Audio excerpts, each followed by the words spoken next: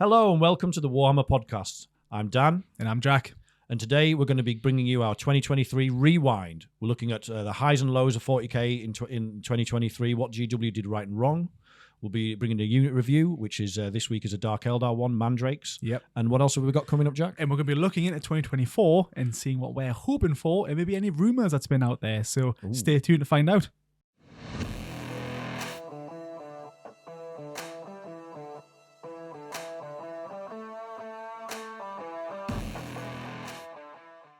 So it's been a big year, certainly a big year for us. We started our podcast. It has, yes. But we've pulled together a very brief, month-by-month overview of what's happened in 2023, some of our favourite things and some of our not-so-favourite things. So let's jump right in. January, we're kind of ignoring because not a great deal happened, Wasn't did it? very much going on, was there? And we weren't really kind of playing, or were we playing too much Warhammer at that point? I think it was... Kind of just getting into it, weren't we? Arcs of Omen was out and it was kind of, Bit of a dry spell compared to the rest of the year. Yeah. So February, though. Yes. February starts an odyssey for our friend Alex, doesn't it? Really was, yes, because that was the World Eaters, wasn't it? Yes, World Eaters Codex and a lot of the new minis launched, which is fantastic. Was it really a launch, though? Or well, yeah. It was kind of, they were available. They were technically available to order, yes. Technically speaking, yes. Yeah. Alex ordered the full lot. Obviously, loves Chaos loves World Eaters. One of our friends, by the way, Alex. Yeah. And that was pretty exciting, and they actually did a really good job on the range refresh on the World Eaters. They look really nice. Yeah, they look really good. Because I think there was the 8-bound that you ordered, Aragon, Angron, Angron there, some Jackals, the Codex, and was it a Juggernaut that you got as well? Yes, the guy riding Lord on the Juggernaut's awesome. Yeah, he looks absolutely class, doesn't he? They did a great job on that, but availability, as we'll discuss, became a bit of an issue. Yes, so you might see a repeating trend of Alex being mentioned throughout this. So sorry, Alex, for dissing on you here, mate, but it's going to happen. But yes, so that was February time. Not much else kind of going on in February time. So kind of moving on to the March side of things. Then we had Wrath of the Soul Forged King. Yeah, beautiful box, beautiful name. The whole thing about this was good. What was in it? It was the Vashtor. Vashtor, yes. Yes, with the Chaos Space Marines. There's a Grandmaster. It was Vashtor and the Chaos Space Marines against Dark Angels, wasn't it? Mm-hmm, so Grandmaster Azrael and some Dark Angel models in there as well. But it was a good, really good box. Again, very good range there. Yeah, it was a shame that the model itself wasn't very good on the tabletop, though. It looked very good. Vashtor is one of the best models I think they released in last year. Because he got very hyped as well. Because he was like collecting. He's going around, isn't he? He's going around collecting a bunch of like these keys and such to unlock something. Yes. And he was like this big hype train inside the actual. Yeah, he was a Arcs of Omen book, wasn't it? Yeah, he was a big theme. He's a big theme and a big character in the Arcs of Omen, and the model was fantastic. And then people got the data sheet and were like, "Oh, yeah." So, what's the point of this guy? Yeah, so that was slightly disappointing, and it's a minor criticism as well. But perhaps sometimes we complain that GW comes up with really complicated names for things. Yeah, but there was some grumblings because Vashtor's hammer is just called Vashtor's hammer. It doesn't have a special name. You know what? I can't pronounce a lot of crap, so I'm actually happy about that. Kind of on board with that. It's like that, nice and easy off the tongue there. But there was more stuff in March as well, wasn't there? We also had some starting little hints, right? First hints of 10th edition first coming out. Yes, this is when we started to get excited. A lot of previews going on, a lot of artwork, and we also had that main head honcho picture of the Terminator with the Gene Stealer in its eye. Yes. And on the flip side, they had Tyranid with the image of a Terminator in its eye, which is a really iconic image. Sparked a few talks online as well for that one. Massively did, that started the gossip. This was definitely the start of the snowball, wasn't it? Because, if I've not mentioned it, if people aren't aware, 2023 had a lot of stuff for Warhammer this year. Because it was a launch year, it was a big year. And GW, say what you like about GW, but their marketing is pretty on point. And they started the hype train in March for 10th, and it didn't let up until it launched, did it? But this was the real start of it. And along with these images, they also started to talk a little bit about the mechanics of the game. So Stu Black emerged from his design studio and started talking about this ethos of simplified, not simple. Yes, he did. Or stimplified, not stimple, as I call it. Is it really, though? Is it really that simple? I mean, there's a few things in there. Like, the melter keyword. Don't know if anyone watches or knows the melter keyword. That is, I've definitely got that wrong a good few times, and I think a good majority of top table players have gotten that wrong. I don't even want to go into it because I'll probably get confused again describing it. So please go look it up online. There are definitely areas where it isn't, and there was things that he said like the lethality was going to be reduced. I don't believe that's true. Yeah, I mean we've seen that with Eldar, right? That we'll talk about later. That was up there. They also said there's going to be a lot less re-rolls. Absolute lies for his teeth, wasn't it? Yeah. Oh, I love you, Steve. But yeah, stop lying. Well, I mean, at least they had good intentions, I suppose. They did, but overall, I would say it probably is a slightly more streamlined game, and it feels a bit easier to play. Good, and it also easier to pick up. Which is, that makes a big difference. Yeah, because obviously got those combat patrol ones now as well, which has like dulled down rules, if you will. Yeah, slightly dumbed down, but it's a good way to get stuck in. Yeah, definitely. Right, well that is March. What April, Dan? April. So this was a good month for our friend Alex. His World Eaters Codex turned up. And, good, positive. Some of his models, but not his 8-bound, which were the ones that he was actually really looking forward to. I think everyone wanted those 8-bound out there. Yeah. Good enough for him. We also got the while Alex was getting excited over his models, we all got the first new looks at the 10th edition data sheets. Yes, which is again another massive improvement, I think. loads of them came out. Yes, they showed loads of the Space Marine and Tyranids ones, which again was another big hint that those were going to be the starter set factions. Yeah. But the way they've restructured the data sheets, I think, is really good. They're much clearer to read. It's just easier to use. It is. And that was obviously when they first also highlighted the gambits that were going to be available in 10th edition as well. Yeah. Now, I think everyone was quite hyped for gambits because like, oh, this is great. It's like it's something different that happens in turn 3. Again, if people maybe who don't know what gambits are, when you get to turn 3, you can basically choose between continuing the mission as normal, i.e. you go for your primary and secondary or whatever, Exactly.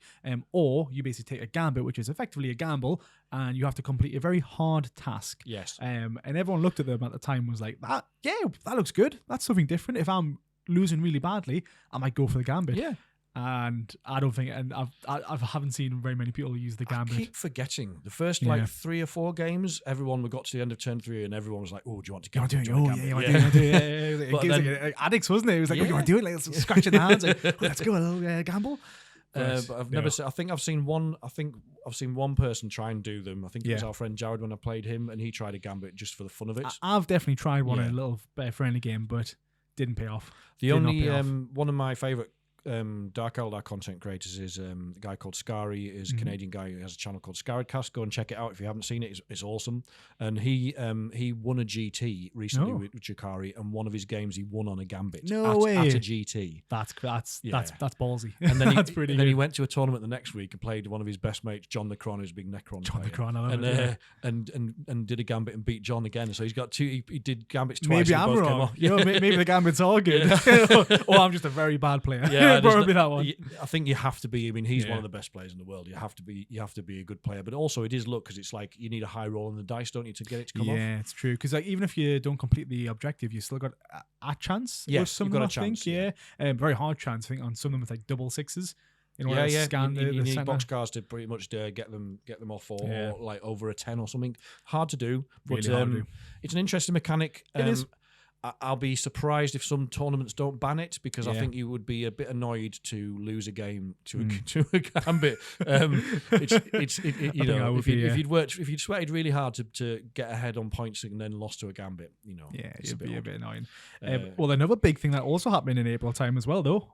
Warhammer Fest. Q-Fest. Yes. Let's go. Yes. Big criticism on that part, wasn't there? I mean, we were there and experienced it, and I think it's fair to say we both loved it. I think we actually enjoyed it. For what we went for, I thought it was fantastic, because we went and play the tournament, the GT that was down there. We loved it. It was our first GT that we went to, and I think really our first big... We went to a small tournament beforehand, but this was our first big tournament, which was like... quite scary to do, and that was when obviously I got first game ever.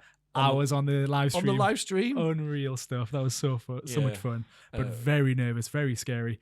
But that was I mean, I can understand why people were a bit annoyed about it. We talked a couple of podcasts ago about our theories that we thought Warhammer Fest might not be back on in 2024. Maybe still looking like it's not. Looking like it's not. I think we called that one. But also, as part of the celebrations for Warhammer Fest, they officially unveiled the Leviathan box set and what was going to be in it as well, which was awesome. Because we've seen that firsthand when we were at Warhammer Fest as well. They were doing the obviously the test games, the demo games. That was really fun to do. But yeah, that was again Q-Fest overall, because the people who went there who maybe weren't participating in the tournament, there wasn't very much to do, was there? No. Like, I mean, we'll give GW props when they do good stuff, but Warhammer Fest needed some more stuff there. Yeah, and maybe that's why they've decided. Hopefully, it's just a pause to 2024. When it doesn't happen, they get their shit together and do a better job in 2025. Because honestly, again, it was a very well run tournament. I think tournament run like clockwork, absolutely smooth. Just the rest of it just needs improving. Yeah, it's easily done. Just more stuff there. Yeah, that's it. Yeah, there was a massive hole available for stuff, and they had like all those small Tyranid places, like little Tyranid terrain bits around, which were good. But there was like the massive amount of hole that there was. Felt a bit empty, didn't it? It did. It really did. But yeah. So that was April, right? What was May? May, another huge month of previews for 10th. There was a focus on almost every faction, which was really good, just to give us a little hint about them. Some more rules reveals about how 10th was going to work in general. Which was all very good. There was announcements coming out from GW on an almost daily basis. There was. I'm convinced by the end of the month that Auspex Tactics must have been admitted to hospital for exhaustion. I don't know how he kept up with that. That was it was like Herculean, wasn't it? He was having like a video release like every 6 hours, and like he must have worked during the night for some of those previews. Like, it was unreal stuff. Yeah, it was pretty impressive. To be fair, I was just absorbing everything he sent out as well. I was just sitting there on my TV, just like, oh my god, yes, give me everything. I need to know everything. Which is really good. And Alex still didn't have his 8 bound. Yes, Alex, unfortunately, his 8 bound still hadn't came, and he ordered this back in February. So yes. What's that? 3 months? Can you imagine just checking the post every day and it's still not being devastated? He does live out in the sticks as well, so it's probably hard for him to get there. But yes, hopefully they'll come soon, but we'll find out. June-wise then? June, massive month again, yes. Yeah, very good. Lots of stuff going on. Bit of a weird... this one was very sidetracked. I didn't see this one coming, but Royal Mail released their range of 40k stamps. Yes, which I was quite excited about and forgot to get. I've done the same. I seen them and I was like, oh, they look... all right, I might get some, however much they are, but I then just didn't bother going to get any. I mean, main reason I wanted them is because I could now lick the rear of a Space Marine without people saying I was weird. Disgusting. Absolutely disgusting. But yes, no, again, very strange release, but I'll take it. Yeah. The next thing, which I'm really excited for, is the Space Marine 2 trailer that dropped back in June.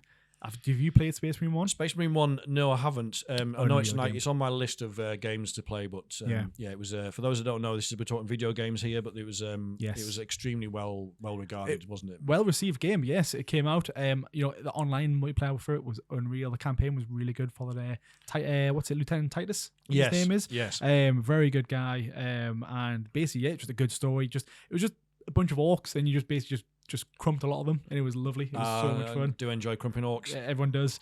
So yes, that came out, was really good, and obviously got more of that later on as well, which was great. Another thing, GW starts their free indexes came out, right? Yes. So this was a brilliant move. So they started saying we're going to make all the rules. It's a hard reset this edition. Yes. So rather than you carry an old codex over from like you did from 8th into 9th, everybody got new army rules from the start. This is your faction. Away you go. And we're going to make it free. Which was lovely. Yes. Another big way to bring those people back into the hobby as well. People who may have left because they're like, well, I don't want to get a codex and then supplements. I just want to play the game. And this was a very good, as you say, hard reset to get yourself back into the game. So they released, I think they did them as PDFs, so released the Space Marines and Tyranids indexes to show us how it was going to work, which is a great thing to do. And then the free app obviously launched as well, which is which we've talked about before. We'll cover in the future as well. We certainly have. Yeah. So that was all looking really rosy. These were all things that people have been crying out for years, really, weren't they? Free indexes, free apps. Let's go.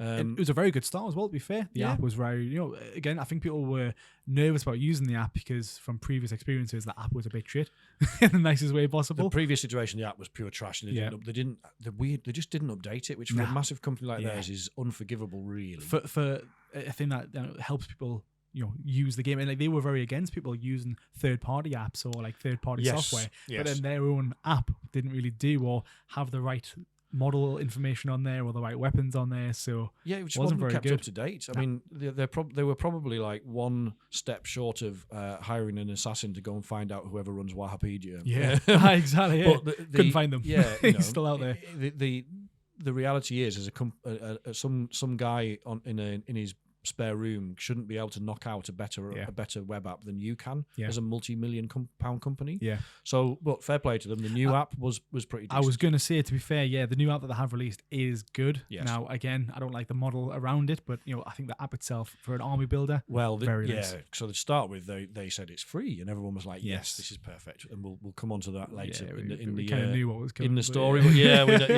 in our timeline of events, a bit of foreshadowing there. Yeah, and Leviathan box actually went up for order as well. And this, weirdly, there was as much nervousness and panic about this as there was excitement, I think, and that was mainly around an issue that had been there's been in the game for a while, isn't it? Yeah, it's been plaguing GW, hasn't it? Yeah, so scalpers, absolute scalpers. So obviously, people aren't aware. Whenever you try and get someone on pre-order, it's typically gone. Especially these big, high-value release stuff that kind of comes out from GW. And almost anything that was coming out as a new box, like the Vastor one we were talking about before, it seemed to sell out in not just hours but minutes, didn't it? Online, it was gone, and within then almost instantly, it was on eBay for 3 times the retail price. Absolutely, it's just evil. It just sucks when you're looking to get like a new box for a new army or something like that. Going up for 3 times the price is just not fun at all. No, it was really bad. But this one though was released pretty well, wasn't it? Yeah, I mean, we're coming to that in July, but it was it was interesting to be part of that online discussion because a lot of the community was really worried it was going to miss out on the box. Yeah. GW stock though, right? Yeah. It's still. I mean, they did get that right, but GW also previewed the Battle for Ogram, which is something that you were really pleased to see. What was that one again? That was the Battle of Ogram was the narrative campaign. So when you got the box set, you played the Battle of Space Marines versus Tyranids, and you sent the results to them. Of course, yes, because you got the code. Yeah, that was it. You got the code inside the Leviathan box set. Yes. And the first game that you played, Space Marines versus Tyranid, you would submit who won that game, and I was very happy that the Xenos won. Yes, very happy. And that influenced like the narrative that they were building around that area, that corner of the galaxy, didn't it? Yes, it was very nice way to get the people engaged in the game as well. And it was like when you bought the box, it was like, just buying it. You're I guess contributing to the overall story of Warhammer, which is really nice. It makes you feel part of a bigger community, doesn't it? It does. Probably another thing to mention in that month as well is that Alex still has not received his £8. Yeah, we're talking about orders, So unfortunately Alex was frothing at the mouth at this point about not having his £8 ready. Yeah, I mean, Alex is a very positive character. Oh, very nice. He was getting quite irritated by now. He was probably saying them like really like nasty emails, being like, I am very disappointed in your service. But anybody else would be like, where the F is this and such. But yes, very nice. I would have been incredibly salty. Yeah, I would have not been happy.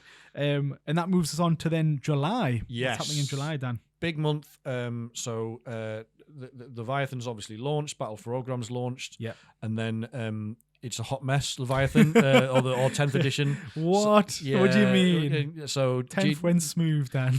Within a couple of weeks, they had to issue the first rules updates. Yeah. There was a points increase to indirect fire and towering units because they were just so good. Yep. And a nerf to Eldari Fate dice, so you could only use 1 per phase, I think it was, because they were just stacking them for alpha strikes. Absolutely ridiculous. Now, the good thing about that, though, was although it was a points decrease, at that point in time, nobody had the codexes.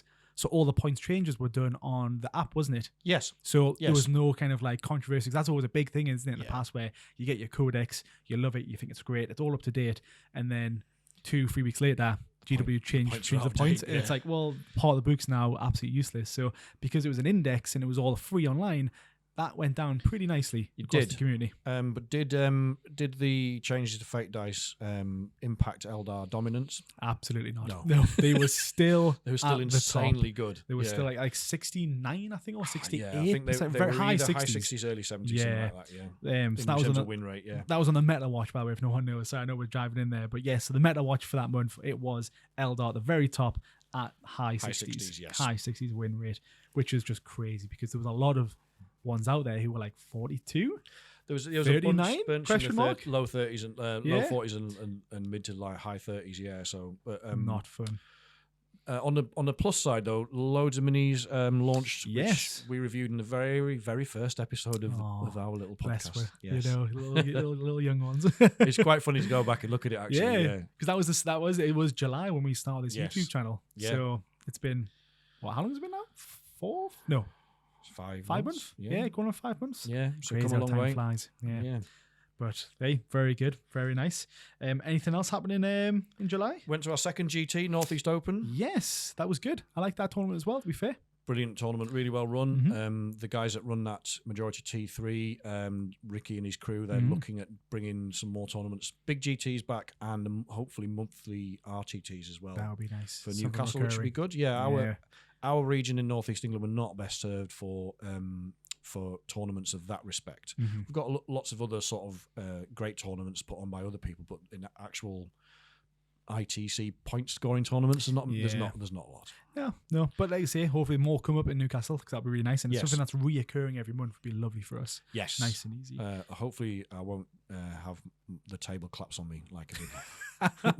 Yes, I remember that. Open. Yes. So Dan, you want to tell a quick story about it? Well, a little recap of the year, Dan. Go ahead. Well, all I'll say is go and look on YouTube channel or on Spotify. There's an episode that talks specifically about this, because it is quite a long story, so I won't do it now. But it's one of the weirdest things that's ever happened to me in 40k. But yeah, I guess the main thing to say is whenever you go to a GT, just double check the legs. Tables, just make sure the legs are all stable before you start putting any little bit of weight on it. Before it all comes crashing down. The biggest news of the year so far probably is Alex's 8-bound finally arrived.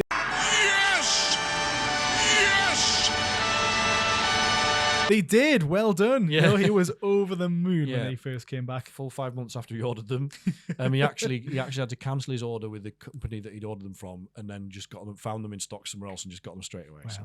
But yes, it was. He got a grand total of no games of 9th edition with his 8-bound, but never mind. Exactly. And then his codex was then out of date. Yes. So by the time he bought the codex, he had not his full army, but part of his models. Yep. And he was like, "Oh, you guys want to play a 1,000-point game?" And we were like, "Oh, 1,000 point? Get out of here. I don't want to talk to you."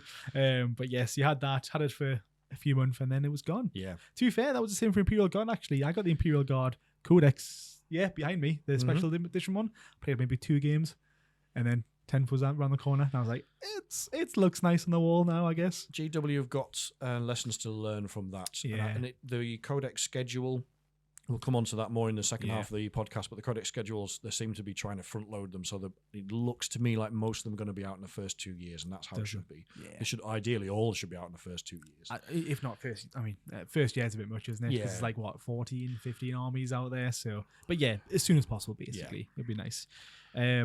Perfect stuff. Is that it for July? Yes. Amazing. August time then. So loads of new minis, right? Revealed in the Nova Open previews, including 28 new Space Marine models. I'm going to repeat that again.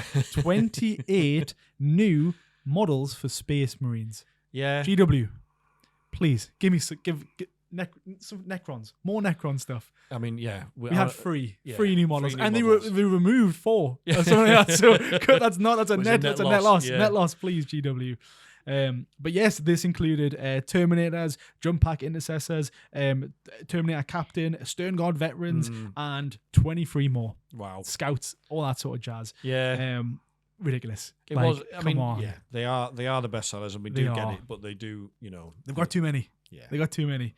Not fun. the Jump Pack Intercessors probably were the ones that people, and the new Terminators probably the ones that people, if that had been all that came out, people would have been happy with that. It's probably because that's when Primaris came out, wasn't it? Yes. They were getting off to a range refresh again for some reason, but it's because of Primaris and all the other models. So the Terminators were looking a little bit sort of short and stumpy compared to the Primaris Marines, so they needed new sculpts. They did. Well, I say they didn't. They didn't. You could have just said something different. We'll let them have a little bit. But 28 different new minis was a bit much. That is. There was also what is this squig?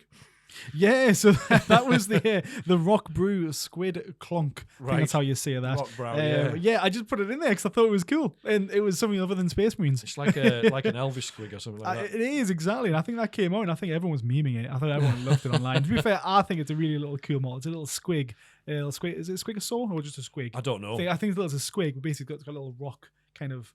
Almost looks like a Fonzie kind of thing. Little hair kind of like deal going on. Type of thing. Yeah, very funny one. I'll have on screen so everyone knows what we're talking about. But that also got released alongside the Space Marines Primaris stuff, which I think was really funny. And August we also got a second Meta Watch. Second Meta Watch. Who was top, Dan? It was still Eldar. It was still Eldar. Still Eldar. Now this time I think they were sitting at, what was that? 67%. So they came down. Yeah, 1%. 1%. Yeah, it's good to see them getting reined in. I'm sick of seeing them up there. But yeah, so and I mean, look at the red on that screen. Though, Dan. There's so many stuff. It was still a hot mess. The meta, like in terms of balance between factions, was still bad. Yeah, so bad. And they rightly came in for a lot of flack about this. Good. I mean, they did. Stu Black did hold. Well, he doesn't quite hold his hands up. But he did accept that there was issues, and they did say they were working to fix it. And they actually, as we'll come on to, they did a good job. Yeah, we'll not we'll not spoil it, but we'll see what happens in the future. Before then, September. What happened in September? So September. Well, first of all, it's my birthday in September. Happy birthday. So yes. So anyone who it's your birthday as well, actually as well. Yeah. Yes, exactly. So our birthdays. So everyone remember this. Send us presents. So we'll have a PO box in the future. Send me presents because he's younger than me, and I've got less birthdays to live. So he's got more, and then when he, goes away, expires, as we say, I'll collect his models, so that's fine. I'm going to reanimate, bitch. Oh goodness. But yes, no. So the Tyranid Codex comes up for pre-orders. First Codex, yeah. We covered this on the pod, but it's they did a pretty good job of this, didn't they? I mean, we've got a few people out there who say that it was a bit boring or doesn't now compete against the now future codexes, but I think it looks nice. I think it looks good. Yeah. I played someone in the one of the GTs that we went to, one of the little tournaments we went to. Yeah. It was actually really fun to play. It was actually Lewis. He played the Swarm Army. Yes, Endless Swarm, yes. It's a lot of models to move. Oh my goodness. Yeah, I felt bad for him. But yes, he played that army. Again, really good range of codexes and new models for them as well. Yeah, they got some awesome new models. And the only thing I can agree with, I think, on the Tyranid side is they kind of did the big bugs a bit dirty, like the big the Crusher Stampede isn't.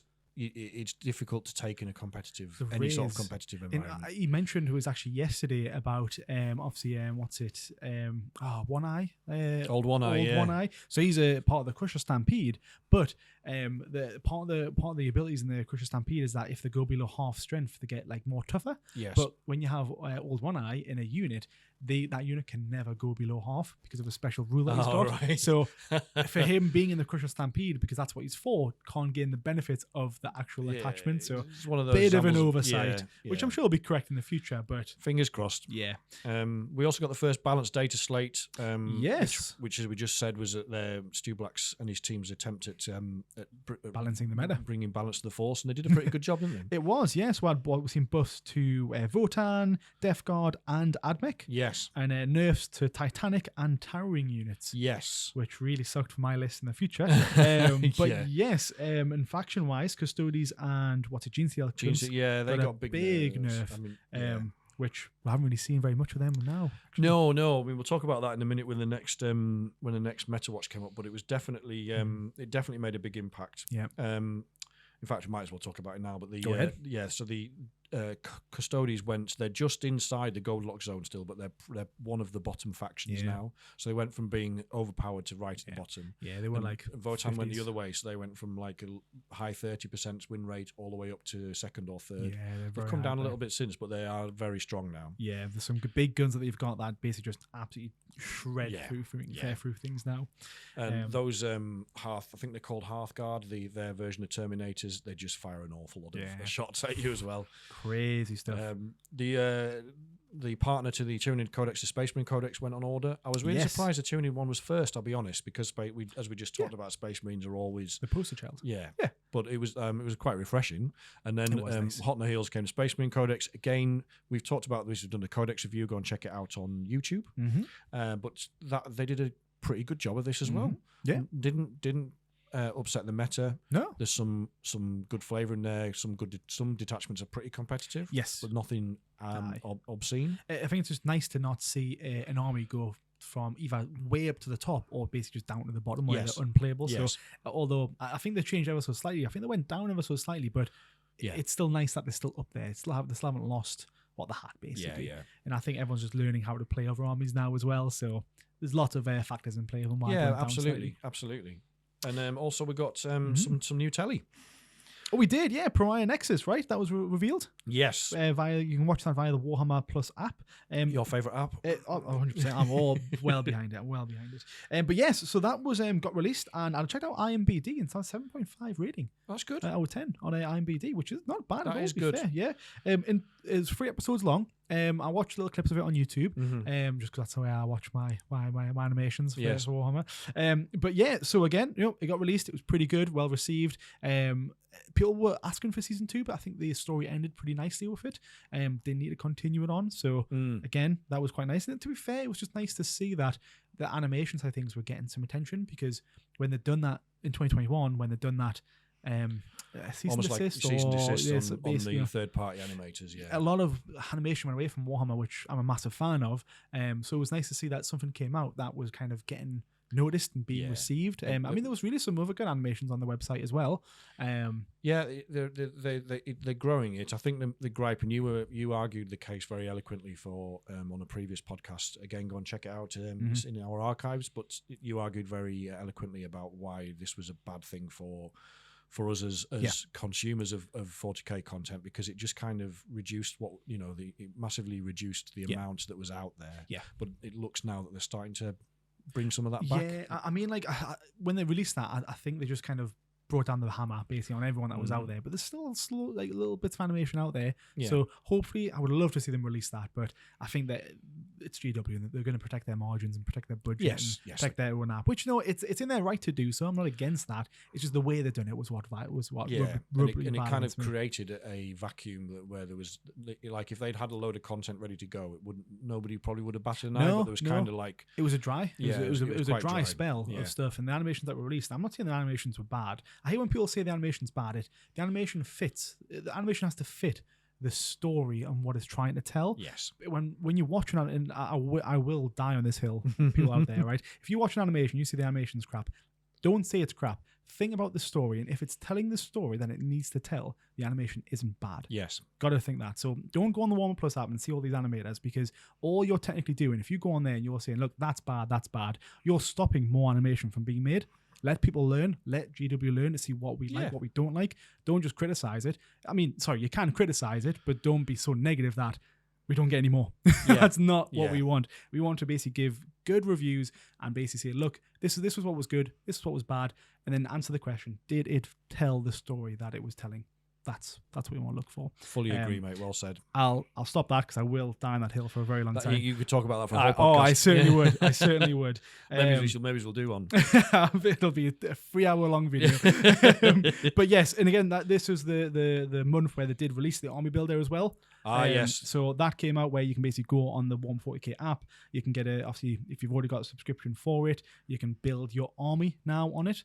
So that was released that month as well. Yeah, well, it was out, but this was the month that it was paywalled. Of course. Yes. Sorry, yes. So so it'd all been free to start with, and then obviously the Tyranid one and the Space Marine one. Yeah, and the indexes were on there as well. So there was a very brief golden period where we could all build armies for free. Yeah. See each other's indexes on there for free. Yes. And then this was the start of it all going downhill. Yeah. So they paywalled it. Had to buy Warhammer Plus subscription, which we just talked about. There is some benefits. There's good telly on there, like Pariah Nexus, but and then in subsequent months, when the Codex came out, they then paywalled that as well. They did. So you can't.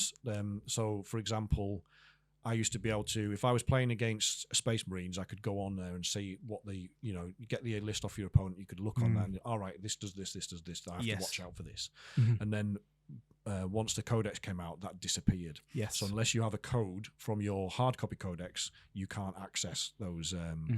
So as the edition goes on, as everyone gets their Codex, the free app will become obsolete, basically. Exactly, yeah. Now, maybe a little tip as well: if your army still is still on the index, what you can do is buy Warhammer for a month. So pay the $4.99 or $7.99, whatever how much it is, just for 1 month.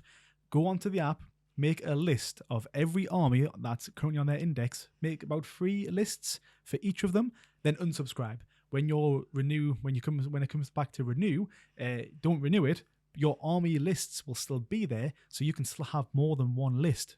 Because currently, if it's free, you can only have one list. Yes. But if you buy it, make free lists for all the different armies out there for the indexes. Yeah. And then unsubscribe. The next month you've got, you can basically just edit those. You can still edit those three. Those three that you've got. So you can have 3 different lists for your armies, but you're not paying for anything. Very nice. Top good tip. tip. That's My a good top tip. tip. You didn't hear from me, GW, sorry, but that's just maybe something else. Someone else said that. That's a great tip, that. Fantastic. That was September, right? Yes. So that, again, a good month. Good and bad news in September. What did October bring for us? October, wasn't it? Yes. But yes, so that was Warhammer Day previews. Again, that was most likely what's his name? Allspec Tactics working overtime for him and his videos. But yes, Warhammer Day previews. So that included Imhotep the Stormlord sneak peeks, the AdMech and Necron codexes that were going to be coming out. Yeah, I got first looks at those. That was good. And the AdMech Tallboy. Yeah, he came out. The Sidonian Skatros. However you say that word. Yes. Well, yeah. You could be saying that wrong, and I'd be agreeing with you. The start of our gripes with names for GW. Okay. Downhill from there, I think. But the you did a fantastic the little video. Long. Yeah, was he little? A little tall video. Yeah, tall video of the AdMech Tallboy, which was a massive hit on YouTube. It was very funny, very good. I'll put it back on screen again. A little brief thing of it.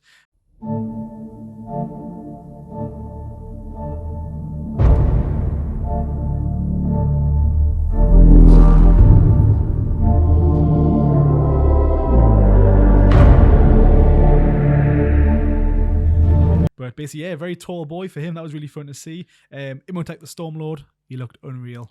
I have him now. He's actually over there. He's currently in parts. I'm currently painting him.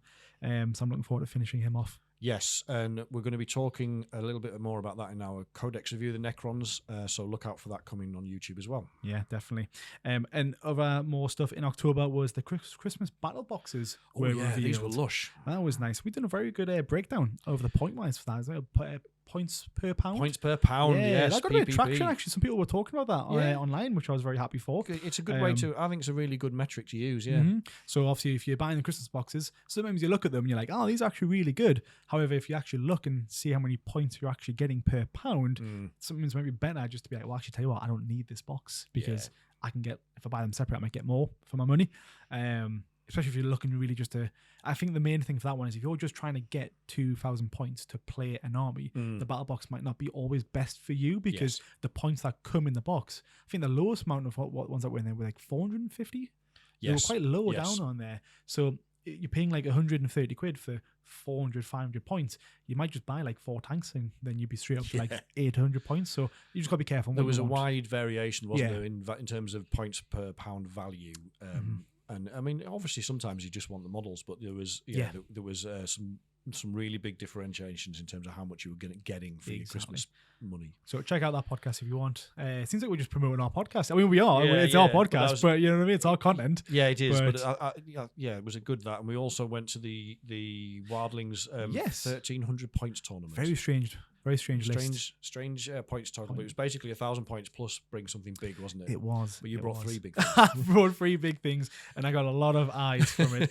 Well deserved, I think. But yes, 3 big monoliths into a free 1,300 point list, and it worked really well. I got up to the top table in there. So you were basically playing to win the You played the eventual winner in that game. You played against Ryan, would determine who won the whole tournament, didn't it? And I got demolished. Like he treated me like paper mache with my monoliths.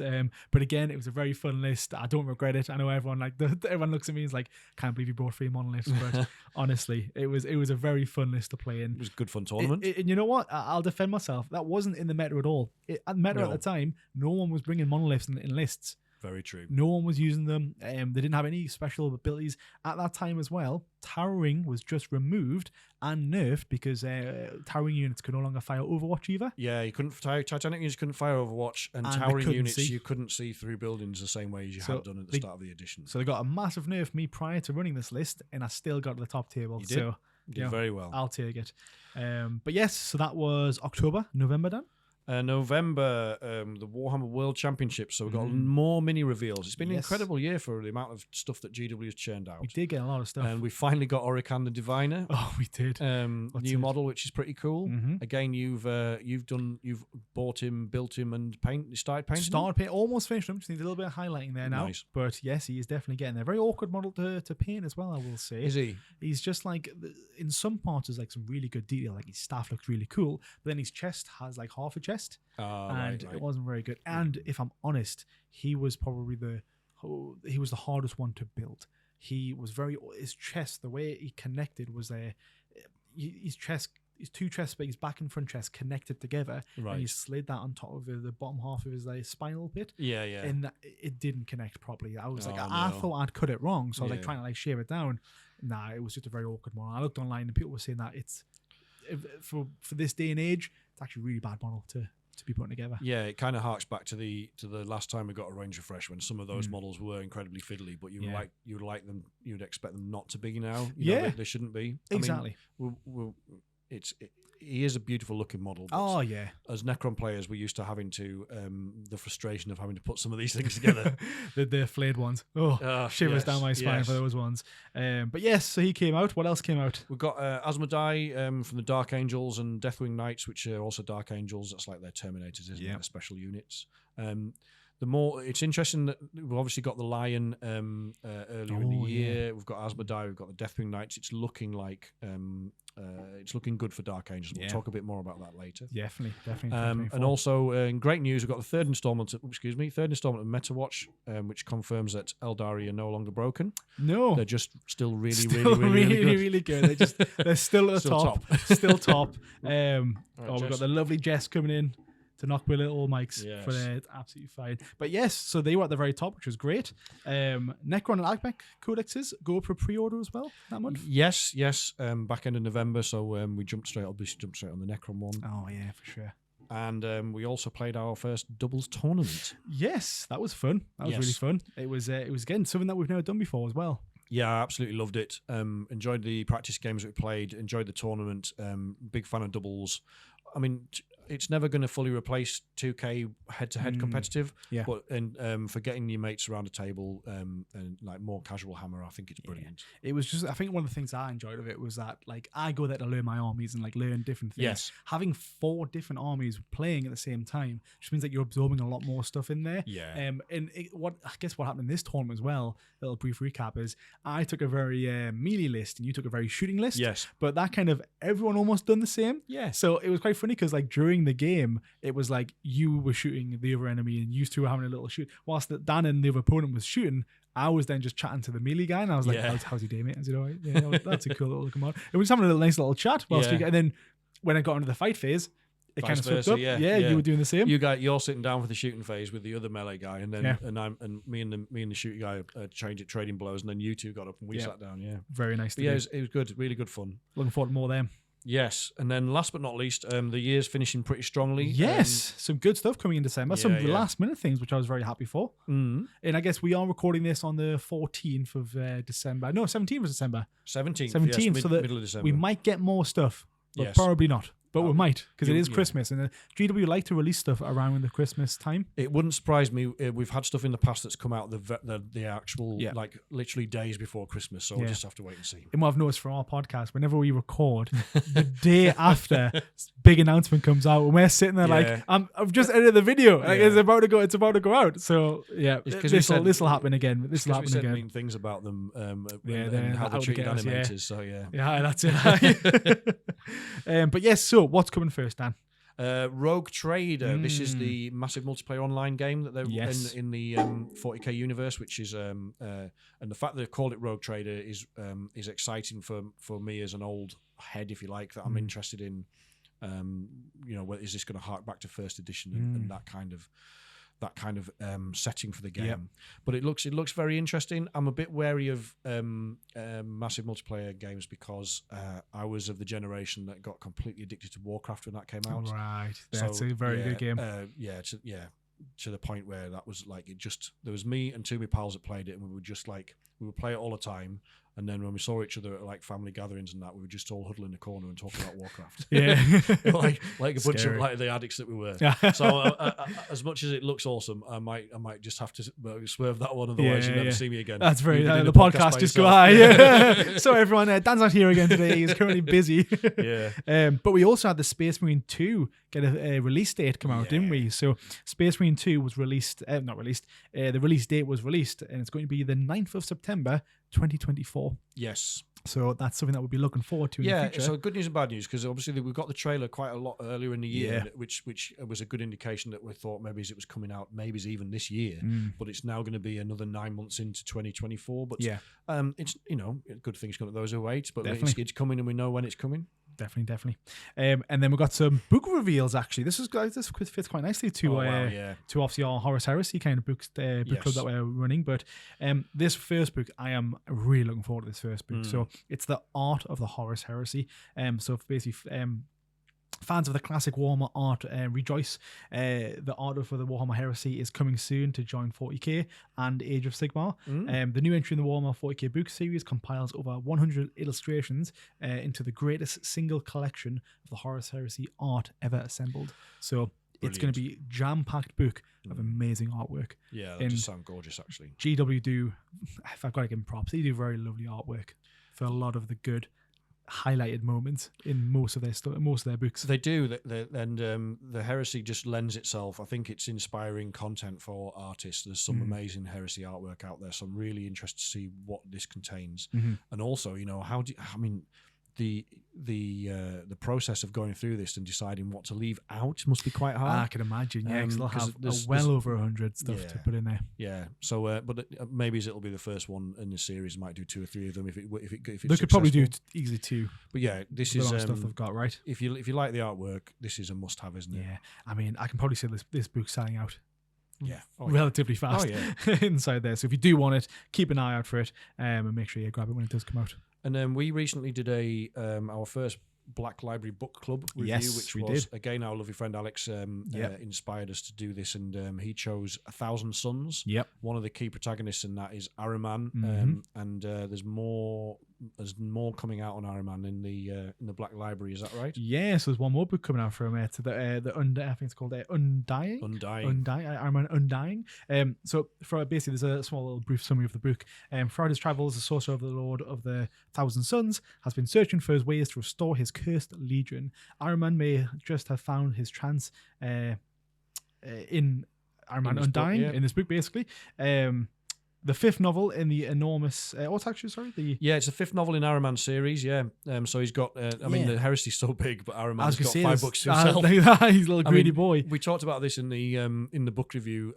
Please go and watch it on YouTube. But he is such a massive... He's one of the big villains in 40k. And you say villain, but I feel really bad because in the Horus Heresy book 13, 1,000 Suns, I didn't see him much as he wasn't at all. He was one of the nicest people out there, and the most person who was the most restrained out of all of them. Oh, totally. Now he did kill someone in a very brutal way in the warp. But watch the thing, I find out how. Yeah. But that guy was well deserved. Yes. He deserved to die for what he'd done. But he's very restrained. Yeah, he's got. He does.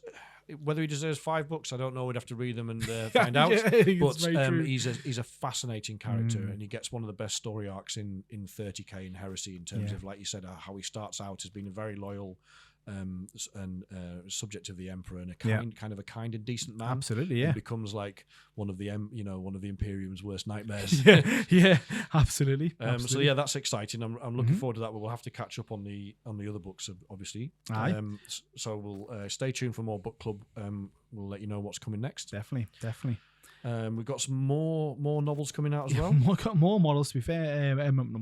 Books coming out. Lazarus. So this is a Dark Angels one. Basically, it is following a warrior and a leader as the hero of the Psychic Awakening, and the first Primaris Space Marine to enter the secretive Inner Circle. Yes. His legend expands with his first full novel.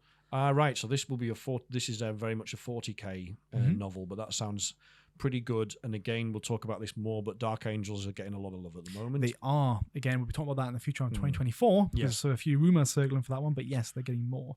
The next one is a new novel, joins the Renegades series that began in the Harrow Master. Yes. This time joining the warband of the Emperor's Children as they chafe against their existence as petty raiders.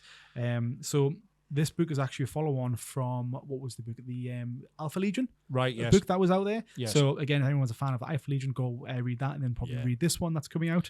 It will be a good follow-on to see what happens. And the last one that's coming out is The Infinite and the Divine. Oh, God. This book looks unreal. I mean, just the cover and they've given side panel.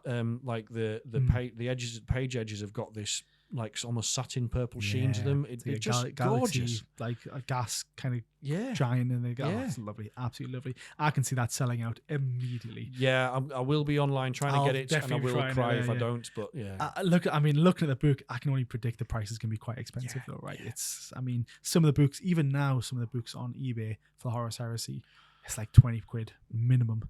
For most of these books. A lot of you, because it's been such a long series. I mean, I think they started the Heresy series nearly 20 years ago or something. Yeah. There's so many books in that series, but there's a lot of them that have gone out of print.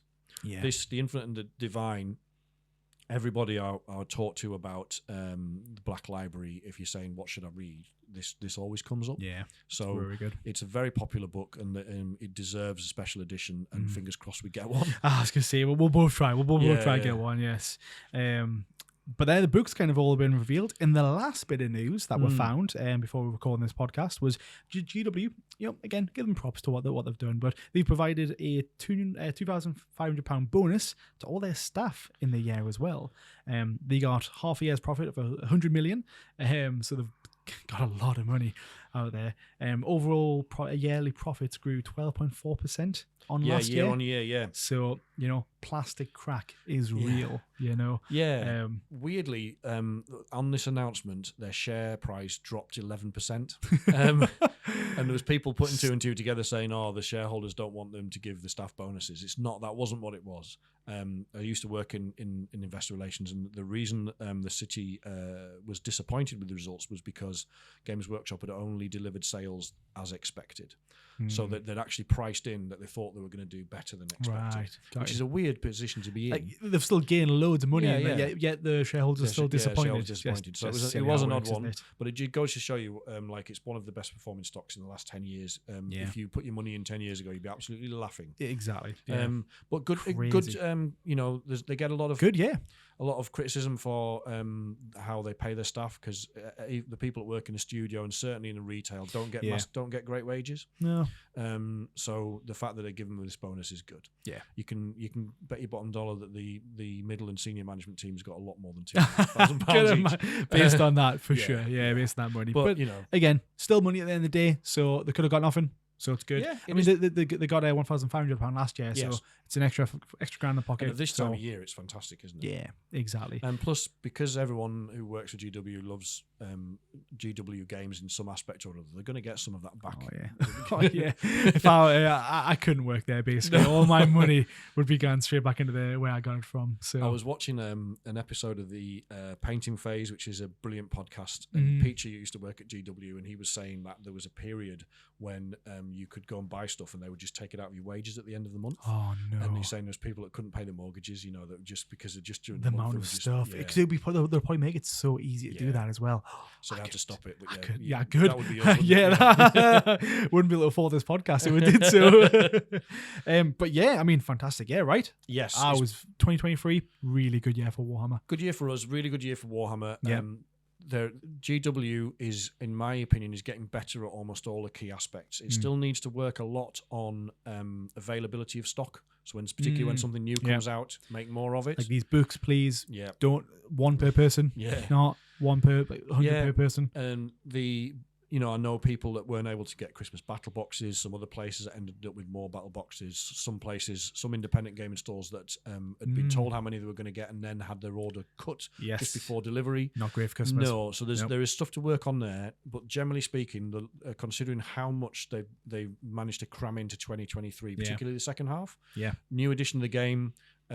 new emphasis on balance in the game. Yes. And they're starting to get pretty good at that. Exactly. Yeah, we've ended 2020. We've ended 2023 in a very good spot. Yes. I think there was only 2 armies outside of the Goldilocks zone. Again, Eldar. Of course they are. They always will be. They are just out. But then obviously on the flip side, we have Dark Eldar. Eldar. Completely weird stretch of that one. Really odd. Yeah. But so yeah, we're bookending the meta. But there's generally speaking, they've done a phenomenal job considering all of the stuff that they've launched. The codexes have been very good. There's no codex creep. Yes. It's all looking like it's going to be a great addition of the game. It's been a smooth year. Yeah. I think for Warhammer. And for us personally, obviously launching the podcast was massive. Yeah, happy days. We've really enjoyed it so far. Thank you to everybody that's encouraged us and commented and watched and listened. What I would love to know as well, there's been so much Warhammer drama. Well, I guess drama throughout the year and news as well. We'll have definitely missed stuff. Please let me know anything I've missed in the comments below, because I will be reading those. I do reply to all of them. So please do. Also let us know what your highs and lows of the year were as well. Definitely, in the Warhammer, I want to know what went well, what didn't go well. Did you win any tournaments? Did you not? What we painted, what haven't? Let us know. And I think that's it really for 2023. Yes, fantastic year. Here's to next year. Here's to next year. So stay tuned. We've got the unit review now, and then we'll pick up with what's coming in 2024 in just a second. Welcome back, everyone. So we're going to be looking at the mandrakes now. Yes, so our unit review is a Dark Eldar unit, which is helping prop up the Dark Eldar. If it wasn't for this, we'd be even worse than the meta than we are. Yeah, the things are sitting at like 43, 44%. So yeah, and they're a lot further down if you weren't. They're an example of a great addition to an army that isn't about killing your opponent or holding primary. It's about scoring secondaries fundamentally. And they're very good at doing it. How do they do that? So they have an inherent ability where at the end of your opponent's turn, you can take them off the table, and then in your turn, you can deep strike them back in. So anywhere really outside of 9 of your opponent's units. Again, I've said it so many times, but 10th edition is all about movement, so that sounds absolutely key. What else do they do? That is the main reason for their existence, because you can get them in the five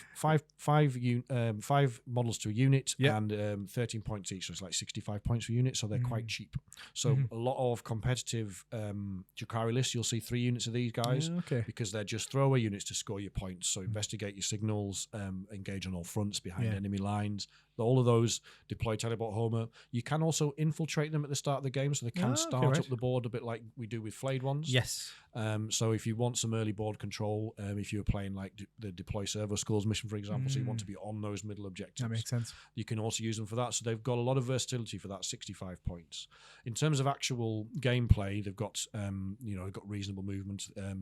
Like all Drukhari, they're quite fast infantry. I think it's 8 inches, 7 or 8 inches. That's not bad. But they are like all the Drukhari, they are quite fragile. So toughness 3. Yeah. They've got a 7-up save, which I always find a bit weird. Yeah, so they do have them in terrain, basically. They do have a 5-up invuln. That's not too bad. They've got something going for them. Yeah. And they can, I guess you could potentially bully reasonably small light infantry units like Guard or Gene Stealer cults or something like that, because they do get some attacks in melee, which are not bad, but also in their shooting, they've got some reasonable shooting, which also includes devastating wounds. So that's pretty good. You can, they have got some utility, but it's very rare that I actually get to shoot them with anything, because they're usually action monkeys fundamentally. Yeah. But there's a few. There's not this type of unit isn't open to every faction. So in Necrons, for example, we have Death Marks who can deep strike in. They're about the same points cost, and a lot of them, even though they're meant to be, their role's meant to be like as snipers, isn't it? It is, like precision. I want to kill that guy particularly. But generally speaking, they use as action monkeys the same reason. They are. Or I use my Locust Destroyers, where I just bring them in from the side, get those early game points or late game points. Really nice. The challenge with unless you're playing the Hypercrypt Legion, is it called the new one? Yes, the new one. Yes. So the Hypercrypt Legion enables you to pick up so many units at the end of a turn. I think it's 3. At the end of the opponent's turn. Exactly. There's an enhancement that takes it up to 4. Yes. If need be. And so that would give you the same utility as mandrakes if you did that. So you can put them on the board, score your points. If your opponent doesn't shoot them, take them off, and then do it again, rinse and repeat. That's it. I think the ability to remove them again once they come down to do another secondary action is really good, because you can pop them down, you can get engage on all fronts. Then it might be like, I now need to be in a corner somewhere else. Yeah. You need to get them to that corner. So removing them and put them in the corner next turn is so easy to do. Your opponent has to deploy enough shooting into them or melee to wipe that unit, because even if there's one left, they can still come and do those actions for you. Exactly. And I think the only thing that would really kind of challenge them, because as long as you put them in a good spot where they can't be seen, is really just indirect fire, right? Yes. That's the big thing that will probably take them out, because they're not strong. Toughness 3, you say? Yeah, toughness 3, 5 up in Vun. So they're going down, yeah, basically. they will go down. So, but as long as you place them and hide them pretty well, then it's either going to force your opponent into a very awkward spot where you could take advantage of that, or indirect fire, which just gets them. But I think we had some very close saves when we had some knights shooting at our ones. Yes, then, in the last tournament, yeah. But I think your 5 up came in clutch. Yeah, 5 up in Vun. Nice. If you spike that, it's very, very handy, because like I said, it means either then your opponent's got to put more firepower into them than they want to, or they've just got to accept that you've still got that point scoring capability. Yeah, but they're just such a versatile unit for scoring those secondaries. If you are a Dark Eldar player, definitely take. I don't tend to take the 3 because I've only got 2 units, so I only take 2. Yeah. But I do find 2 is about right. The reason I would maybe take a 3rd one was as a throwaway unit to infiltrate if you wanted to be on one of those mid-board objectives. That's very true. Well, look out for 2024. We'll talk about later. But some rumors coming about the Mandrits. So yeah, so these are out of print resin models, fine cast models. So if you haven't got any, if you haven't got any, they can be hard to find. But yeah, we'll talk about that later. Definitely. Definitely.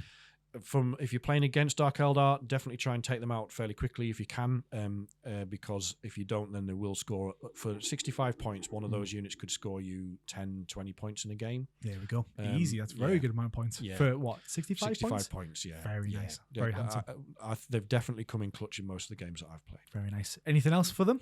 No, that's it. Apart from keep an eye out, and hopefully there'll be some actual plastic ones coming soon. Yeah, we'll see. Perfect. Well, that's the unit review nicely. So yeah, stay tuned for what's coming in 2024. So welcome back. We are looking now into the future, 2024, and what is to come in 2024. And there's some really good things in here. Some rumored, some not, some confirmed. But I guess starting with the top of the list that we have Space Marine 2. I briefly mentioned it before, but Space Marine 2 is coming out on the 9th of December, 2024, and I'm very much looking forward to this coming out. 9th of September. Yes. It's day after my birthday, yes. It is a day after your birthday. So again, make a note of that. Mine's coming up later on as well. I was thinking, should we live stream that? That sounds awesome, actually, yeah. It might be like something like just to dabble water in. What's the word? Dip our toe in the water? Dip our toe in the water, that's the one. Just to kind of see if we can do it, if it works, if it doesn't work, really just to make sure that we can actually live stream properly. Yeah, it's a great idea, and you can all laugh at how awful I am at video games because I'm out of practice. But is it 2-player actually? I don't know actually. That'll be good. That would be good. Oh no, it is multiplayer because I've seen there was multiple Space Marines in one of the. I've got a dog. The lovely dog coming in again. She's just all right. She's just come in to knock me microphone. Exactly. But so we could live stream that because that is multiplayer, and again, it's just another way for us to make sure that we can do this all properly. I mean, yeah, as I said, I haven't played number 1 yet. It's on a list of games that I want to get around to playing. Well, you've got at least 9 months to get there, so you've got plenty of time to actually get that. It's iconic, isn't it? Such a good game. Such a good game. But that's the first thing that we could find coming out in 2024. What's next? Springtime is looking very good for 40k players. We've got a bunch of codexes. I think there's 4 or 5 of them. Yeah, in springtime. Yeah, about 5 coming out. So Dark Angels.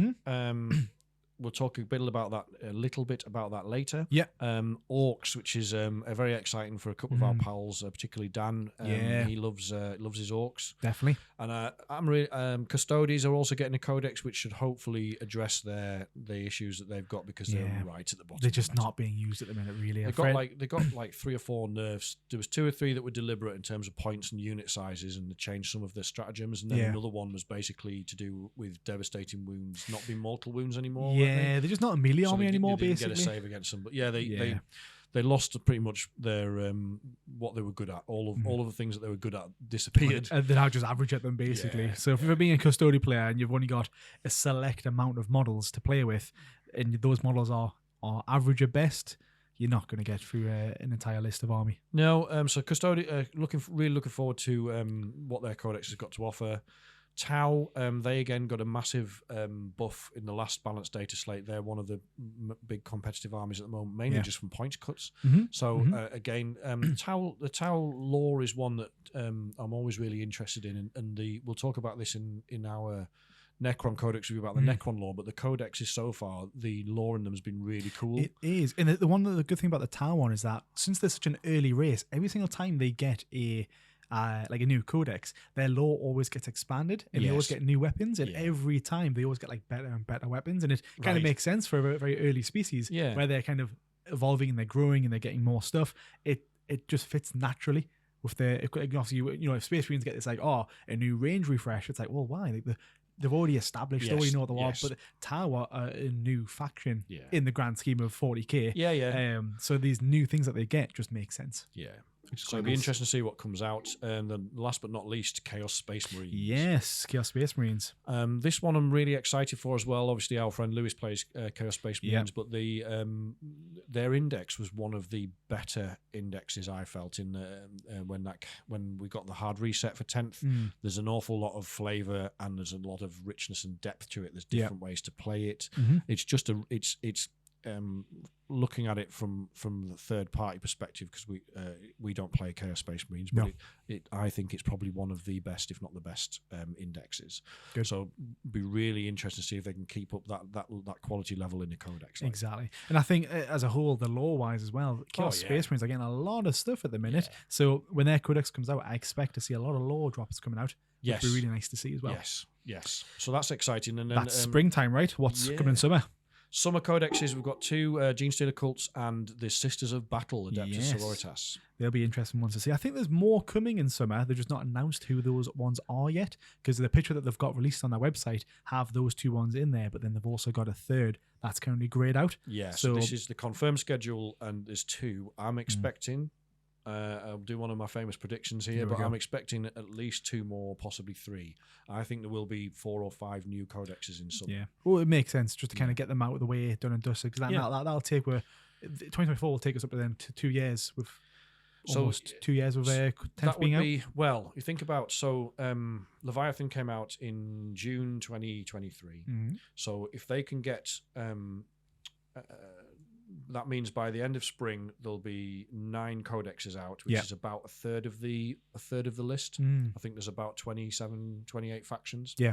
So by the summer, if the summer they can get another 4 out, let's say, and then do the same in the winter. We're almost 2/3 of the way through by then. So it looks like they've learned their lessons from 9th edition, whereas you were saying, like, Guard and World Eaters got their codexes literally weeks before 10th came out in some cases. Particularly if you didn't get your order immediately when you ordered the codex. That's very true.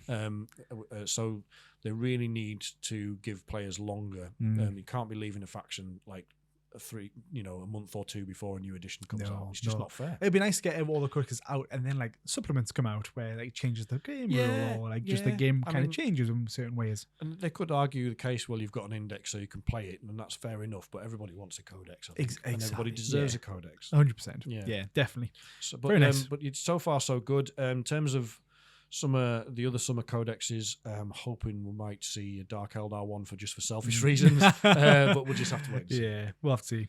But there's also rumor-wise lots of new rumors. Yes, so the first rumor that I found online was the Dark Angels Codex getting a bit of a model refresh. Yes, so there's some of them we've seen some of them, like we just talked about before, the Deathwing Knights and what's he called, Asmodai. So that there's obviously we've had the Lion.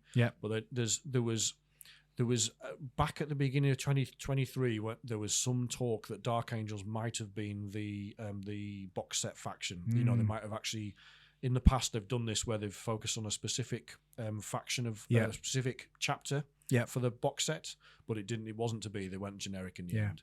But there's a lot. Would have been nice if it was something a little bit different. But it's more it's more thematic. But you're going to sell more boxes if it's Space Marines, vanilla, isn't it? Vanilla Space Marines. The blue boys on for it. Yeah, Dark Angels, good model refresh. Going to get a codex. I think they're a hard faction to balance, because in 9th edition they could be quite hard. They could be quite oppressive, because they basically had 4-up you couldn't wound them on less than a 4-up, could you? What was it tough called? Basically transhuman transhuman. physiology, Yeah, but they had it permanently. Oh, right, okay. It's like that army rule kind of thing. It was like the army rule. Nasty. So their Terminators are just bricks of Terminators. It's very difficult. It's hard to get through. Yeah. So that'd be nice. Yeah, they need to make sure they get that right. So along with that new box set, is that right? That's it. Yes. So they're going to be again. This is all rumors, but there's a rumor that they'll have a new box set coming out with what's his name called? Belial, I think. That. Leading probably it. Got that wrong as well. No, of course, mate. Anything I say, just expect I've got it wrong. But yes. So we'll see what happens with that when that one comes out. Again, rumors. So we'll see what happens with that one. The next new model that's going to be coming out is Lieutenant Titus. Obviously, he's from Space Marine 2 gameplay coming out, and he's actually getting a model now, which will be really cool. Yeah, he's again, iconic character, and I'm really pleased about this because there's not enough Space Marine lieutenants. That's exactly what I've been saying all this time. Satire is out there for sure. We'll let them have this one because yeah, I'm a big fan of the Space Marine game. So to be fair, I don't collect Space Marines. I might pick up the model. If I can get my hands on them, I'm definitely going to get him for my sons. I keep saying for my sons. I mean they are his Ultramarines, but yeah, I think we'll get Titus definitely. Well, that's nice. What's next coming?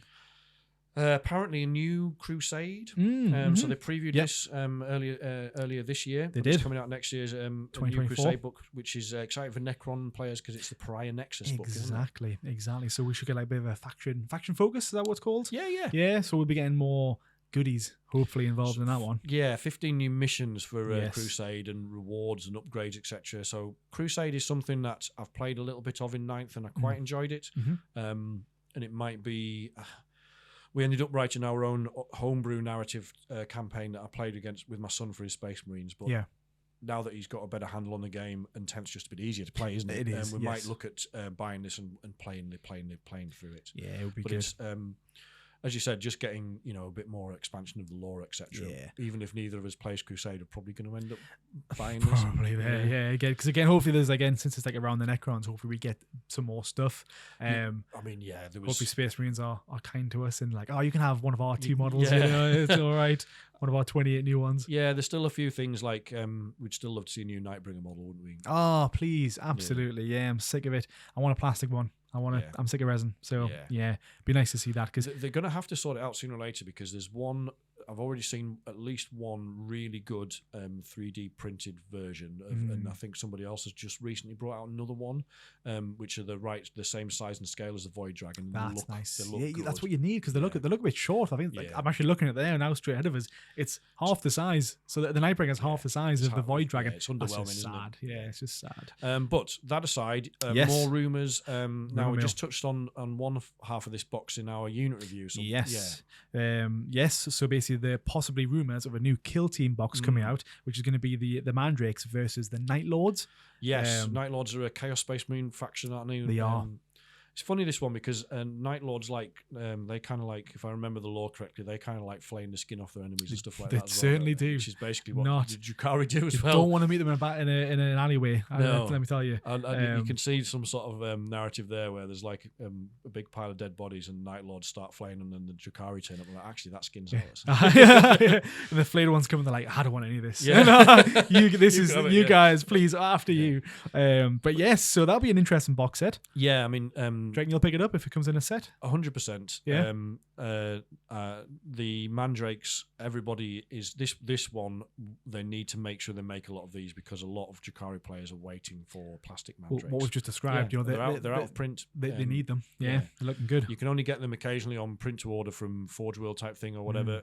They're fine cast, so they're fiddly. And one of the ones I bought was a secondhand unit from like a Facebook Marketplace. Yeah, and resin, if it gets warm, like if you leave it next to the radiator or whatever, it bends. So some of the Mandrakes wet blades are like curved, like the floppy blades. Just doesn't look very good. No, I can imagine. If I was brave, I would kind of try and reheat it to straighten it out, but I just know I'll mess that up. And if you break that, you're not. I'm looking at the picture. You're not getting that guy back on. Getting it back. Nah. So more Mandrakes, please. That would be awesome.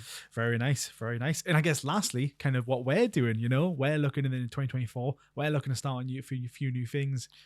You know, this year's been more content. We started this based on our obviously passion for 40k, and it was sort of like, let's see how it goes. And I think we both really enjoyed it. Yeah. So we are. We did enjoy it. We're still enjoying it. Yeah, still enjoying it. Yeah, I enjoyed it to start with, not so much. No, Okay. I'm loving it. Absolutely love it. And I think it's enabled us to kind of plug into what I would consider to be the best or the better parts of the overall community. Yeah. It's brought us a lot more friends and acquaintances in the wider scene of Warhammer, and just sparked some really interesting conversations. I gotta say, the amount of people that's reached out to us to say like, I love the podcast, or just people who are just giving us tips, tricks, all that sort of stuff to it. Thank you so much. I really appreciated it. Just seeing those nice little comments that you pass over to me, just saying, another great episode, or would look at doing this next time, or if we've got a question, we don't mind asking them, and everyone's been very supportive, out there. So honestly, thank you so much to everyone out there. Yeah, really appreciate it. Absolutely love it. What's the plan?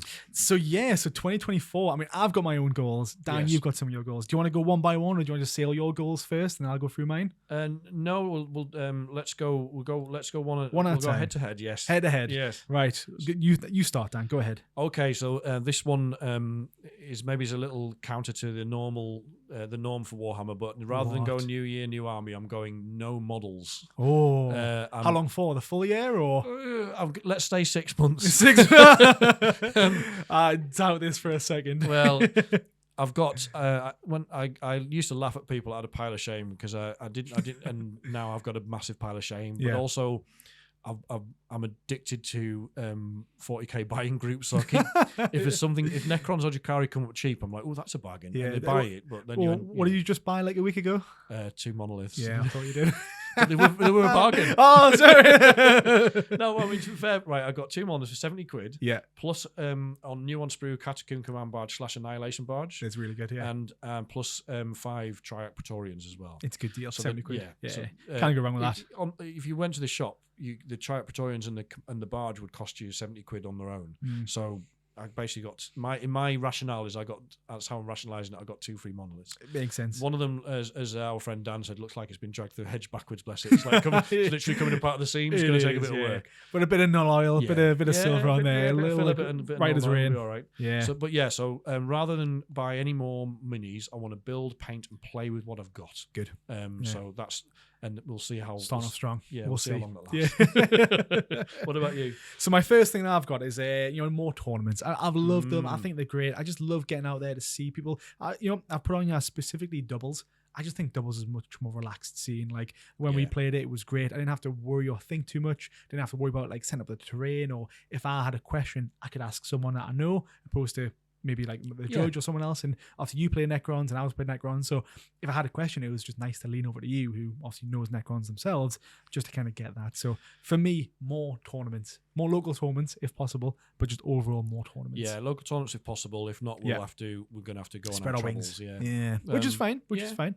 So that's what's up. I would definitely back that up. I think that's a great one. Yeah. What about yourself? Next on your list? My next one is I want to try every detachment in the Necron Codex at least once. Play a game with at least once with each of them. Some of them obviously look stronger than others, but I want to. It's all about the player. Yeah, it's all about the player.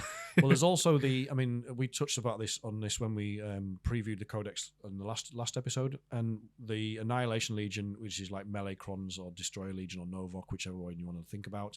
But that was one that a lot of Necron players are looking forward to, and a lot of the online chatter has been it's not as strong as people would have liked. Necron's always doom and gloom, man. Honestly, I'm not sure it's as bad as everybody says. No. I've reread the obviously all the things that we have, and I'm like, you know what, some of these stratagems are actually really good. Yeah. So although like the +1 to charge is a bit poo, but if you spam enough units, I think it might be pretty good. Yeah. So it'll be interesting to see how they play. Yes, and so definitely want to try that. And nice. I think that will encourage me to also then build and paint the models that I need to do that if I haven't got them out of my pile of shame. So it'll all kind of fit together. But I think that'll be an interesting way to learn more about Necrons. And also in 9th edition, my favourite playstyle was very much melee crons. It was, yeah. If your Scorbex, you try to make them work for a full year. So we'll see about whether I fall back in love with that in this edition or if there's a different way to play. Very nice, very nice. Up next for me is going back to the painting side of things. I've got 2 of them, so I want to finish all my Necrons that I have. Yes, I've still got a few to paint. It's fair to say you're a long way ahead of me. I am, but I've still got a lot more to paint, which I think I can get through. I've started painting I've just finished the what's his name, the Translocation Shroud. The Overlord. Yeah, brilliant. Just got him, so I've painted him. Oricon's half painted. I just need to highlight him really. Nice. And then after that, going over to the Imhotep, the Stormlord. Yeah. And then after that, I've still got a bunch of old models to paint, but I will get through them. That's my first goal. The second goal, which is more painting, is I would love, it's a bit of a stretch goal, but I would love to get 2 new armies fully painted up. I have 3 unpainted armies still yet, so 2 is good for me. It's not. I mean, is it a pile of shame if you've built and primed them? I don't think. Is it a pile of shame? Oh no, actually, no, it is. I was going to say, is it a pile of shame if I've not built them? But no, that is. Yes, that is. Yeah. If it's still on the sprue, it's a pile of shame. These lovely boxes behind us filling up the thing, and they're up there for terrain. They're just my pile of shame, making us look good. I mean, you've got to recap for those that I don't know. You've got a guard army. Is that right? Yes. So primarily tanks. So I think if I just get all my tanks painted up, that's not hard to do. I've sprayed them all now. Yeah. I'm making progress. See, I'm already halfway there. Yeah. So I've sprayed most of the tanks. Just ran out of spray, so I'll pick up more.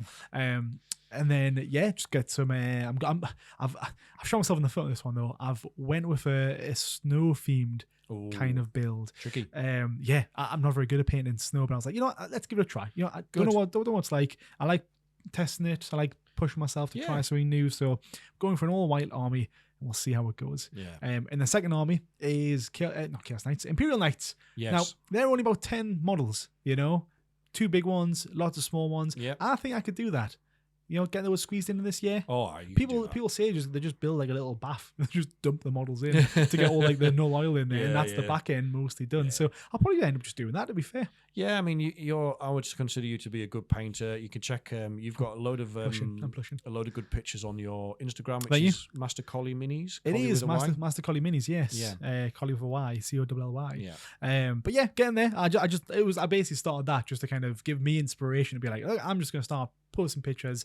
Don't really care about anything else. It's just a way for me to collect the ones I've painted, because it's all good to talk about them, but then going back and seeing what I've done and be like, I actually also started to be like, I need to know how to paint this model again. So having a picture on my phone when I'm also painting another model really helps me get that. It's like a document record, and I think it's a great thing. I think I want to while we're talking about painting, Instagram, like any other aspect of Instagram.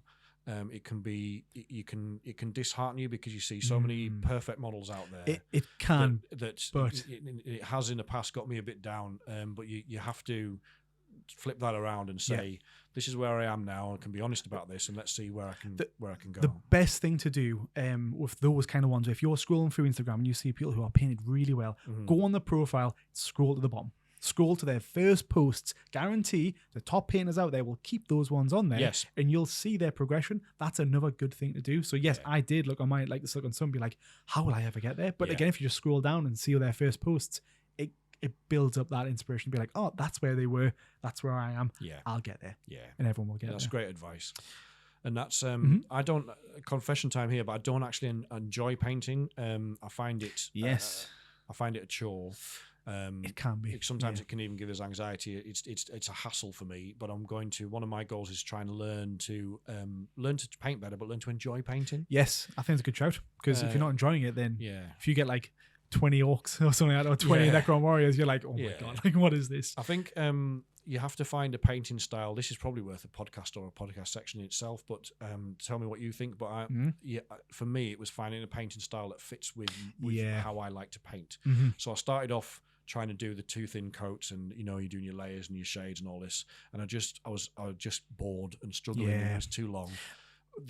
I'm much more into now the Byron from Artis Opus, like his methods of like overbrushing and dry brushing to get your layers on and your effects, and that seems to work better. Yes, I think it's finding what works well. Like my Necrons, I mean, I bash out the warriors. I don't really care too much about the warriors because of the way my painting scheme is. I've got the blue and gold, so as long as I focus on the blue and gold, that's what people are going to be looking at. So very similar to knights. The big knight shoulder blades and the shoulder bits. Everyone looks at those. So everyone spends the detail making sure the blue and the trim looks nice.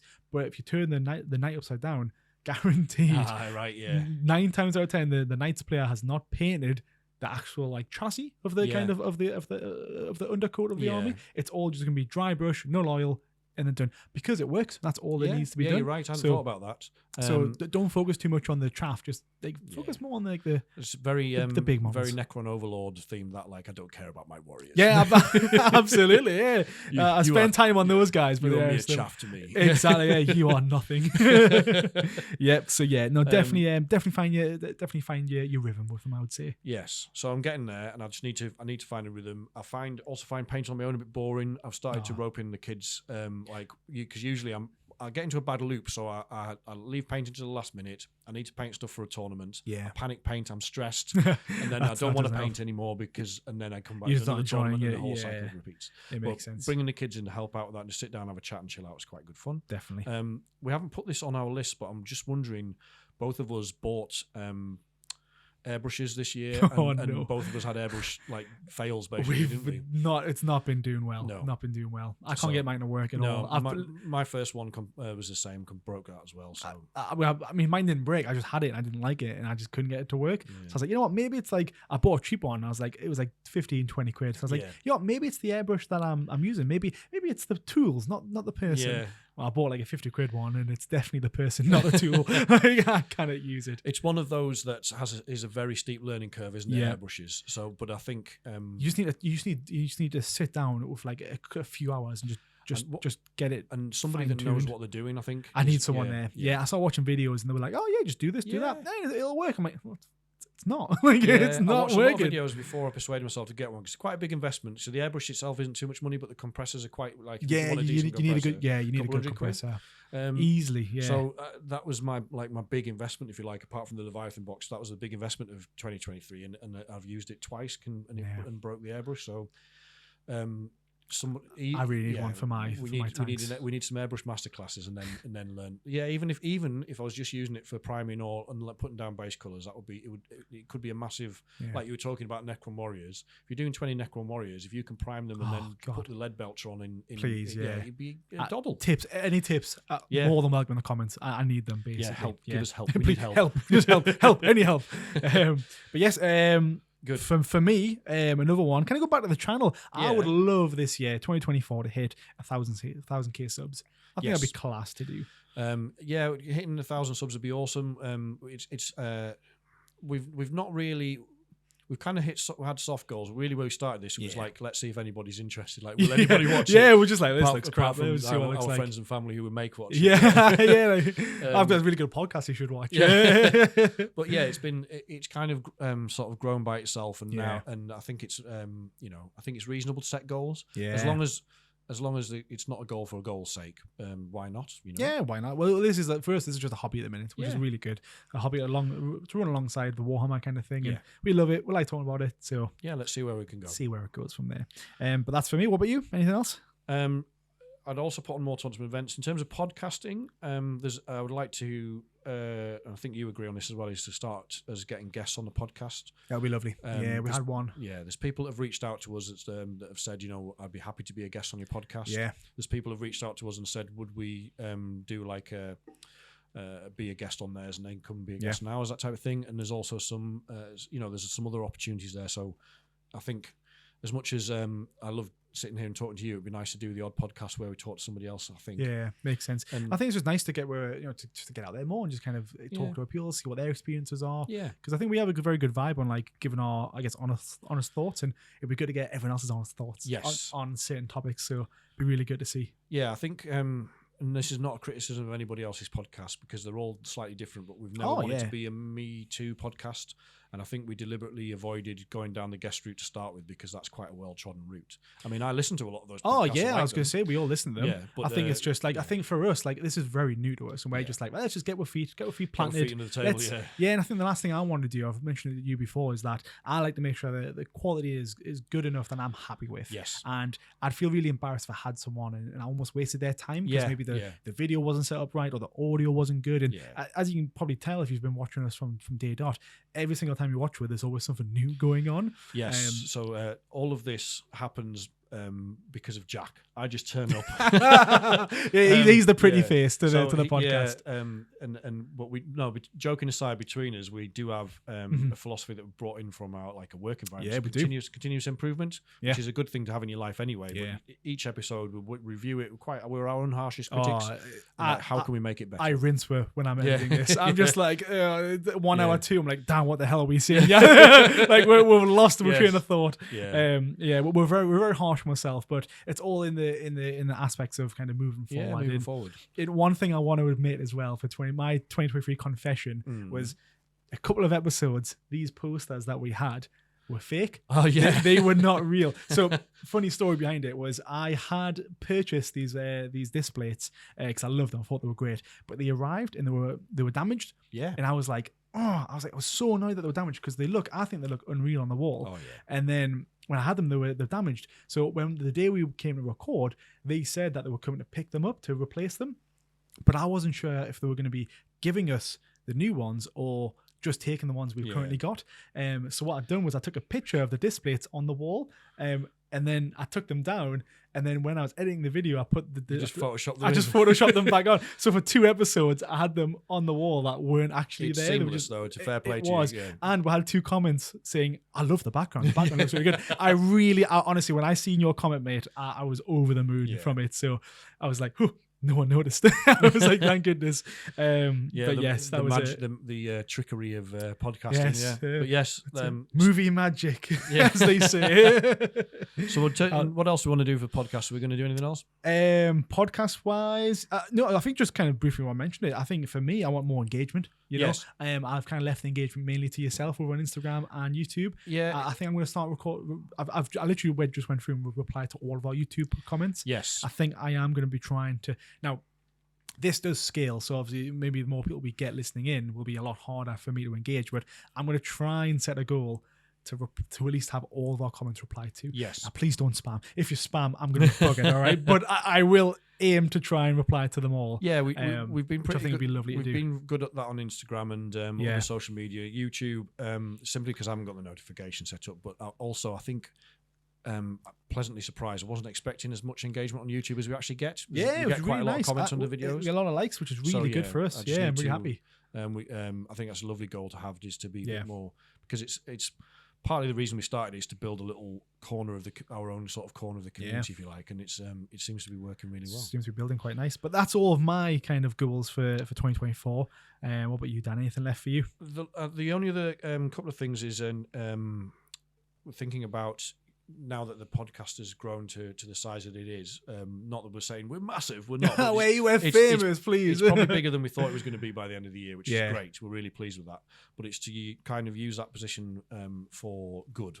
So trying to support good causes, really. Yeah, not for evil. Yes, of course. Well, we'll keep the evil low key. Low key, yeah. So I mean, there's a couple of. People again that have already reached out to us, the guys over at Rally Point who run events in aid of mental health charity. Yes, really big one, really nice. Yeah, Mind I think is the charity. It is. So they put an event on at Warhammer World, which they did one last year, and they met Darren Latham of all people there, and he donated an old school Gene Stealer Patriarch model for them, painted up, which is beautiful. So they're going to use that to theme this year's event for 2024. Yeah. So it'll be around Tyranids. So we'll be bringing you more updates about that. We're going to look at, as Jack was talking about, getting guests on. Maybe we can hook up with those guys as well. I think so. It'll be great. But yeah, being able to use, even it's only a little platform that we've got at the moment, being able to use it to help raise money for good causes would be good. Yeah, for sure. And in terms of engagement stuff, maybe as a Discord, do you think? I think not a bad shout, just to see where it goes. Maybe build up a base a bit more, and then see if anyone's interested. It'll just be memes. I'll just post people posting any memes I find would be going straight into that Discord. So yeah, it'll be a good one. Good. Lots. Yeah, very nice. Lots and lots coming from us in 2024. Lots been happening in 2023. I think it's been a great year. More to borrow a phrase from Games Workshop, it'd be more podcasts more often. Yeah, that's fair. That's very true. Very nice. Yeah, there's a lot to come, but we've had a fantastic year. So thank you everybody again. That's engaged with us, that's advised us, supported us, encouraged us. Some big names in the community have taken the time to watch or listen to the podcast, give us advice, share stuff on their social media to help us grow our platform. So you know who you are, and we really appreciate it. Yes, thank you so much. And again, anything that happened in 2023, let us know. Let us know what you're looking forward to in 2024. Yeah, what are your goals? Yeah.